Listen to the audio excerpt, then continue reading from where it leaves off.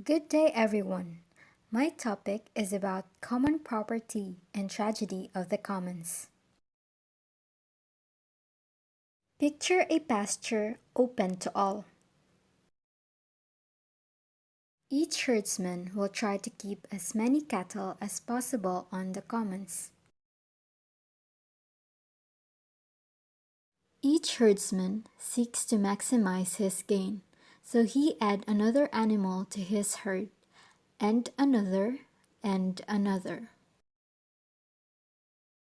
Positive component is the herdsman receives all the proceeds from the sale of the additional animal.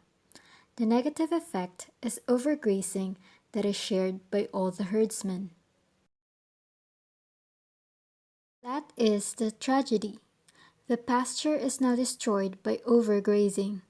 Ultimately, no rancher will be able to graze the field due to overconsumption. Each man is locked into a system that compels him to increase his herd without limit, in a world that is limited. Ruin is the destination toward which all men rush, each pursuing his own best interest in a society that believes in the freedom of the commons. Freedom in a commons brings ruin to all. That is an excerpt from Garrett Hardin's essay, The Tragedy of the Commons, published last December 16, 1968 in Science magazine. The pasture is a common property resource. Common property resource or common pool resource is any resource asset that is not privately owned and controlled, which include the global atmosphere, lakes, rivers, forests,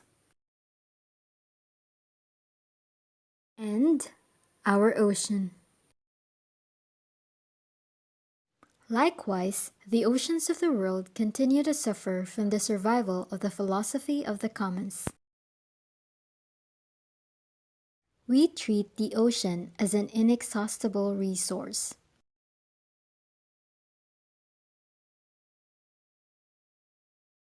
We have caught species after species of fish, and whales closer to extinction. The tragedy of the commons isn't a myth or unproven fact. It had led to the collapse of Atlantic cod stocks in Newfoundland, Canada. The graph shows the amount of cod captured and taken ashore or the fish landings between 1850 and 2000. The spike in landings beginning around 1960 was caused by innovations in detecting and capturing cod. As fishing methods became more and more advanced, Atlantic cod populations decreased further and further, and in the late 1990s, the fishery collapsed. Scientists agree that North Atlantic food webs have fundamentally changed as a result of the Atlantic cod collapse, and the species is currently considered vulnerable to extinction. Tragedy of the commons. Process whereby a commons is overexploited because individual users cannot expect to realize the potential benefits of resource conservation, when short-term self-interest leads to tragedy for all. Hardin's own main solution to the tragedy of the commons was state governance and privatization of the resource. Both state control and privatization of resources have been advocated, but neither the state nor the market has been uniformly successful in solving common pool resource problems. This is the Ostrom solution. Governing the commons, the evolution of institutions for collective action. In contrast to the propositions of the tragedy of the commons argument, common pool problems sometimes are solved by voluntary organizations rather than by a coercive state. Among the cases considered are communal tenure, like the pasture, forest, irrigation communities, and other water rights and fisheries.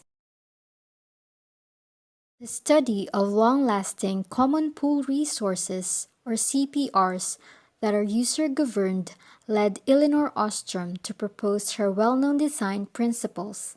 Design principles are defined as important elements or conditions that help to account the success of institutions in sustaining the common pool resource. Clearly defined boundaries. Design principle number 1. Individuals or households who have rights to withdraw resource units from the common pool resource must be clearly defined, as must be the boundaries of the CPR itself. Design Principle 2.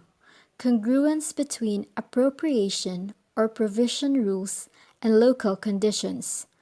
Appropriation rules restricting the time, place, technology, and quantity of resource units are related to local conditions. Number 3. Collective choice arrangements. Most individuals affected by the operation rules can participate in modifying the operational rules. Number 4. Monitoring.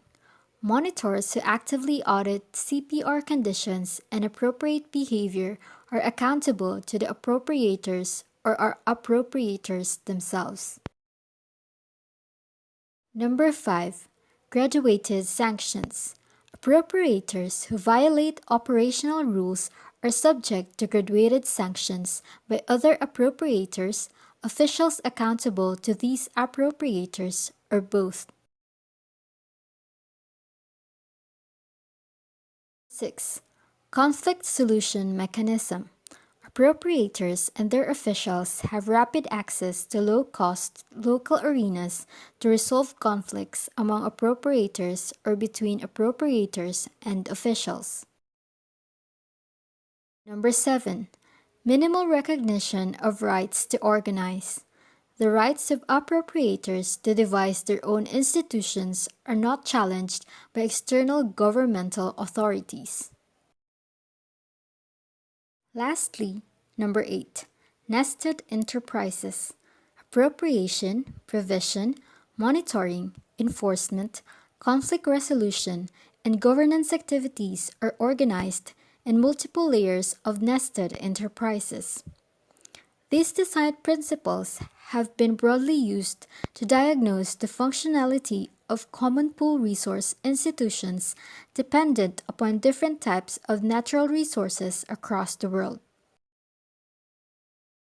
What we have ignored is what citizens can do and the importance of real involvement of the people involved.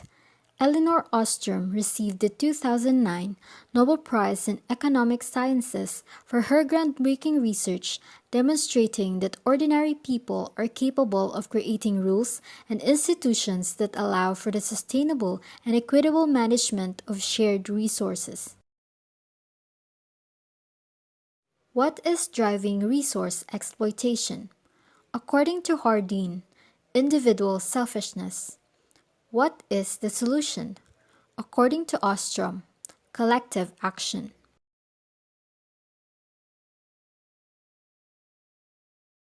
That's the end of a short story. Thank you for listening. These are my references.